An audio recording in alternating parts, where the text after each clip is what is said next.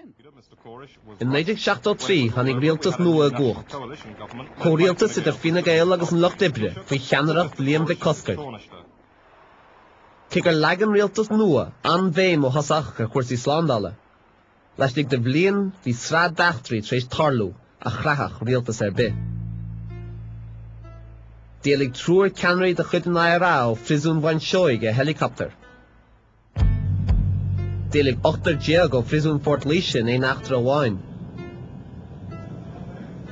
Bhíoh bancanna Robáil ar bhain rialta. Agus bharig an IRA an seanadóir Billy Fox a gom de Winnechain. Cig an nuair an éisian nach raibh sé gceiste go.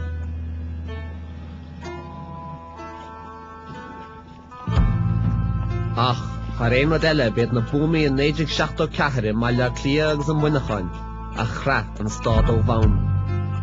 In éon lá bháin mar íocht tríocha duine. Seo an topis dis massa is stair na driblóidí.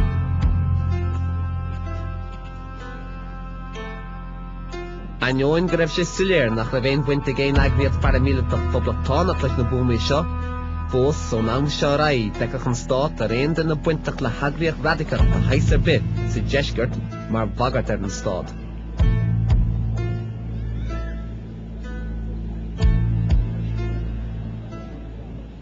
The government are as yet unaware of the identity of those responsible for these crimes. But everyone who has practiced violence or preached violence or condoned violence must bear a share of responsibility for today's outrages.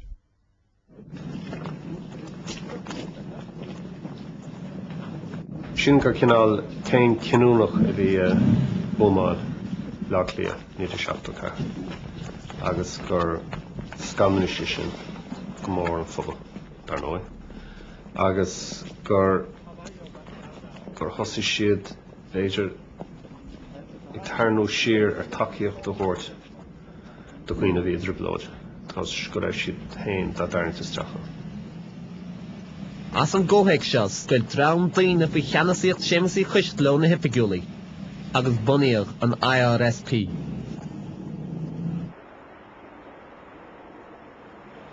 Ní léon doubt ná gur an glúiseach nua seo an IRSP an rud a bhí beartaithe ná gur glúiseach polachúil radicúil den Etta Clay. I favour guerrilla tactics in Parliament the same as I do in many other respects. I favour them also in local elections, local government bodies. They've proved successful there.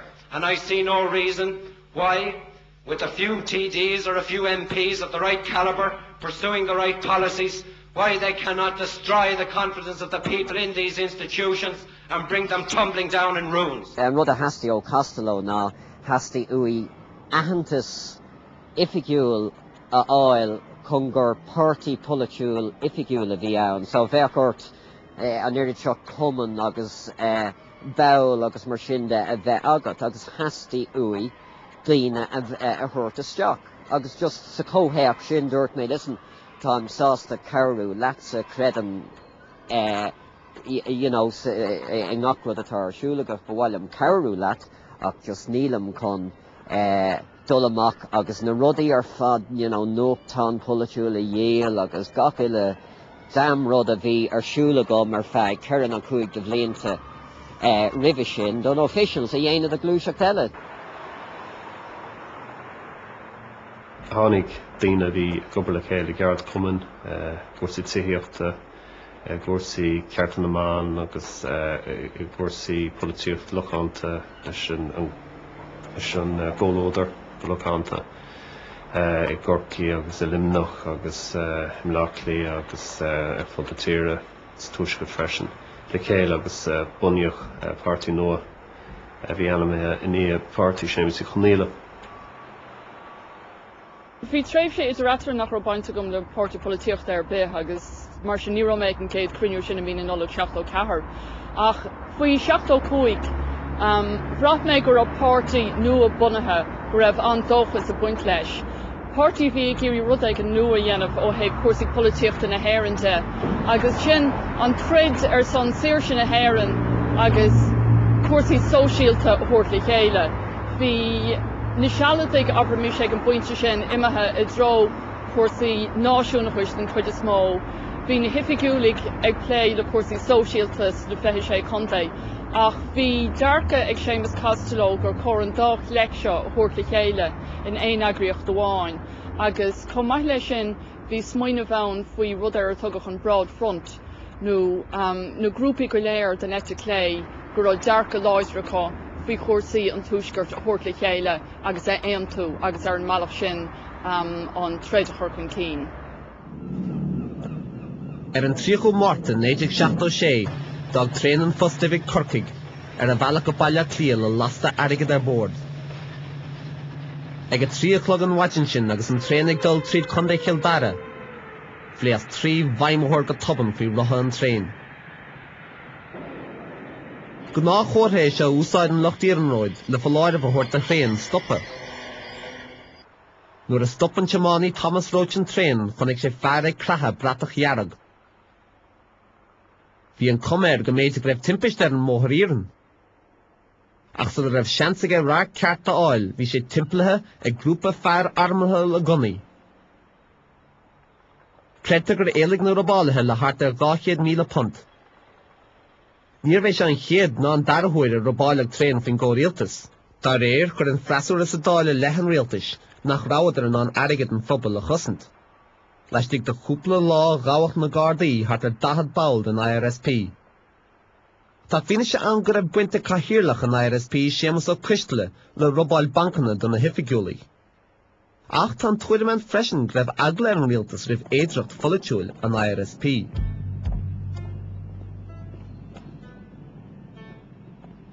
Bhí Osgur Breatnach ar a bhealach amach ó bhíolann nuair a Gaeilgeoirí. Tugadh chuig stáisiún Guardian Bridewell áit ar ceistíoch é. Cinna chur a géanrad na le, cumad a gána ar fa beag na dad sa hochtúireach lig. Gáil Osgur a ríis cúpla lána dhíos sin agus tharlann rud céanna a ríis. Ar an 7ú Eabrán hínig Osgur Breatnach, Nicky Kelly, John Fitzpatrick agus Brian McNally ráitis ag admhail go raibh siad páirteach a Robáil Traenach na Solláine. Ráitis a dhéireadis illig sa chuairt na dhíos sin gur bhégan dóibh híniú legus stoppach na Gardaí dá múile. Ní acha Oscar éon gliadóid go dtí go raibh an ráitis seo sínathe aige. Stihan sin tí bhéir an gata blochach sin agus an dealagrang ar a bhár tá cilín dorchas sa cúine agus is stie sa cilín sin a bhína na Gardaí do Machépa agus is stie sin a ris lom me héna crocha.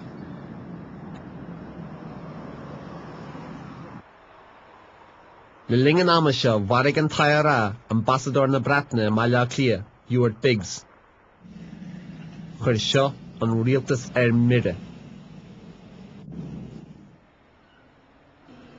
Gur léirt an Stáit gur úmsaí sin ní bhain ar an Stáit seo ar achar an Stáit how. Agus mar sead bhí sé geis go dúirfií agus go nhéinfií irid agus go déidir le buil den IRA a chuir fé cosc agus éon eagraíocht a gabhleis an IRA. Mar té mar dúirt mé é leat gnám a gás líam cosgaibh agus córis agus an gamanisiún tá go Pakistáid gur créimhnóirí an Stáit iad agus éon den a chuirchan na cuine le gona gorádas an le chuir fé cosc agus hasise go seimpí le sin.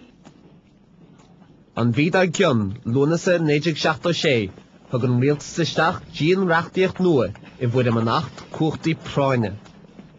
As seo amach gheartaí pianóis níos trime ar roiine. Bheith ceadaigh na Gardaí duine chamad bhí dhéhann ar feadh seachtaine gan éonmod a chur na le. An úsar seo de réir an achta déad bhí aon duine fiú spregach nó a thorach takeíocht an IRA a chúisiú. Run an reachtaíocht seo freisin na cuachtaí ba gan ábheith Gardaí ar an arm. Fiúsal ar tháinig an reachtaíocht seo bhaim, bhí go leor daoine buairthe go raibh líon na léimhní a gcoinne na Gardaí ag méadú.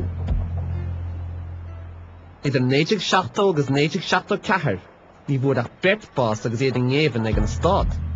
Ach sa cheirh líon na dhé sin, fuair 20 duine bás. In 1976 is beag nar gúblaí ag líon na mína gabhadh faoi altriacha, ó thart ar 600 in 1975 go dtí gheos 100,000 in 1976. In mehef 1977, dil sig an agriacht idirnáisiúnta Amnesty tuairisc faoin Stáit seo. Rinne an tuairisc seo tagart de 28 cás difriúla ina raibh trácht a roinne bheith múile ag na Gardaí. Agus an níos mó na lean na cásanna scrúdaigh Amnesty, níor chuir géin cúis a le na daonna bhí luaigh. The fact that a police force enforces the law, it's an abrasive type of procedure at its very best. We encounter people at their worst emotionally. It's a risk we've always taken. I mean, police forces around the world know that they're dealing with a very difficult merchandise in imposing the criminal law, because it imposes limitations on people's conduct, and naturally it's resented. You had cases of people being tortured in police stations, in some cases being dropped out of the windows of police stations while under interrogation. You had a series of events, and of course the day-to-day harassment of people who got themselves involved in any of the civil rights types of organisations, anything to do with the North that would be seen to be sympathetic to the Republican cause. They had their homes visited, their jobs were visited, people were forced out of work. Students were put under a lot of hassle and harassment. And I remember, in fact, a campaign against capital punishment, because there were two people had been convicted and sentenced to death in relation to the killing of Garda Michael Reynolds out in Raheny. Anybody who got involved in a campaign like that was likely to be subjected to pretty severe harassment. Níos luaithe 1977 thug drám Gardaí cuairt an aire Gareth Fitzgerald. Ag léirú imní mar le reintean na rudaí bhí ag tarlú leis ag den orsa, ach níor déanamh aon ní. Bhí an cumair an scéal ag an pointe sin grabhas a buga is ró Stáit cólíneachta bhealach. Nach geadóh bhí aon rasúra don rialtas a bhí a bhaim, agus bhí go leor achtraí a bhí tarlaithe sa tréis a ribhe sin a thuirla go lehéad le tuiscint fiú, más muoine muid céco scanrathe agus a bhí an rialtas le sucrid Michael Gahan mar hampla in 1974, agus an sin an scanal a bhain le sucrid stag in 1976, nuair a tháinig an Stáit agus gur chuir siad 8 nárlach déag de stráin a nús chorp duine le nach bhéit bhí chur i measc a chuid cumrádathe poblachtóirí. Tá muid de brathnú fréimhse nach digach daoine sa látáin Johann rudaí uafásacha a hála, agus Stáit a bhí có faiteach sin faoin a chuid cóchtaí hain, agus a bhí géirí a chuid cóchta hain a chuineáil comór sin, go raibh siad sásta géar leanúnta dhéanamh aon grúpa go raibh an cuma ortha go bhféadfadh siad feidhmiú go láidir agus go héifeachtach na gcuine. Ó bhí dúir stig sa cúlgáin, gan a lóir maidin cehar dé agus tóg a díomh a bhí an chuidir tríd an tig go mion, agus tháinig duine bháin leis tarachán bhána. We gone beag the powder dove, you know, that's gunpowder. How do you account for that? Cafugal Curtos on when he'll torn gum cadea. At Fiat Cata Tablish, Pillar Beag. Oh, yeah, Tommy. Shin Pillar Carcalor. Catat gone off. Whack.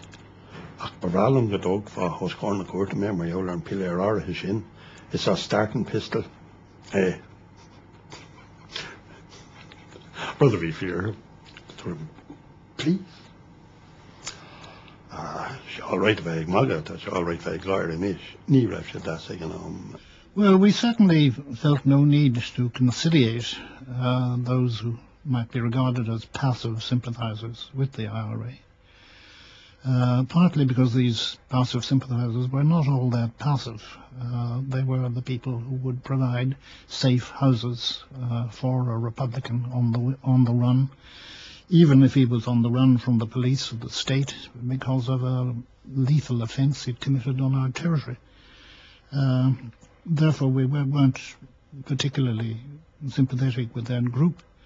We would expect to be criticised by them and their friends, and of course we were. Sprag na himachtaí seo dream daoine abran 1976, hacht le chéile gláis na tróide le heagórach nua bhanú, an chomhairle chearta daonna. Well, bunny nice to tell me nigga chachta to say and show gelash to tróide Bhí cadarasmal in chéad chathirlach ar an ICCL, bhí sesin tháinig sesin an Afric Has, bhí sé gobar an sios an ollscoil mar léachtóir I Ryan an Dlí, agus tá sé níos an aréidechas san Afric Has. Bhí siad an bhórtha ag an uair sin mar gheall ar chórsaí choiriúla go díreach. Bhí sort ag an moral panic le sort spragad politicúil, agus bhí daoine ará go rá sort baggarts ag teachtú an Tuaisceart in áir agus ó scebhlaíthóirí go generalta agus go rá an Stáit sort lag. Bhí daoine ceapa go rá an Stáit lag agus gur an scebhlaíthóirí láidir. Ná ní mar sin a bhí sé, agus ní chreidim gur mar sin a bhí sé ar réonús ag an uair. A cheap daoine sin agus bhí ní rá freasúireacht go dhéine ag moltaí a bhí an rialtas chun sort dlithe bhí an dracónaíon ar fád a thuirt isteach. So bhí gáil a freasúireacht agus tháinig an freasúireacht sin Láistíoch an chóras politicúil, tháinig sé ó dhaoine neamhspleácha cosúil le cadarasmal agus a lehéid, cosúil le Marvick Robín, cosúil leis an talamh Enda McDonough agus go leor daoine eile. Daoine net a clé agus daoine liberálach.